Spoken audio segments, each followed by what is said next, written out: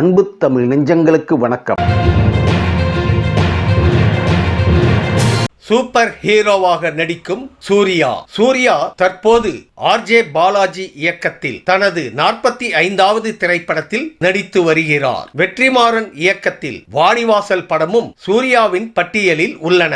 இந்த படங்களை முடித்த பிறகு மின்னல் முரளி திரைப்படத்தை இயக்கிய மலையாள இயக்குனர் பசில் ஜோசப்பின் இயக்கத்தில் சூர்யா நடிக்க உள்ளதாக கூறப்படுகிறது. படத்திற்கான கதையை அவர் சூர்யாவிடம் கூறியதாகவும் இது ஒரு சூப்பர் ஹீரோ கதை எனவும் தகவல்கள் தெரிவிக்கின்றன.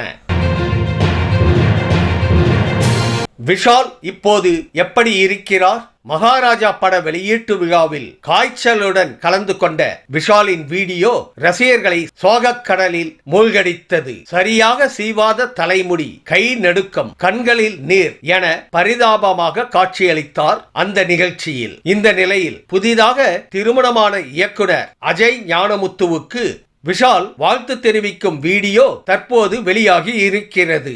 இந்த வீடியோவில் எப்படி பழைய விஷாலாக இருக்காரு பாருங்க.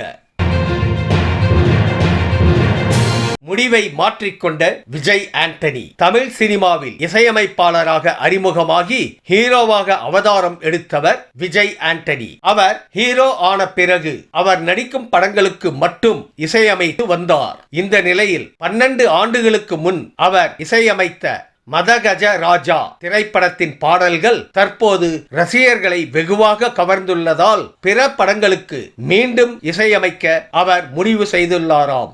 இதனால் அவரது ரசிகர்கள் குஷியில் உள்ளனர்.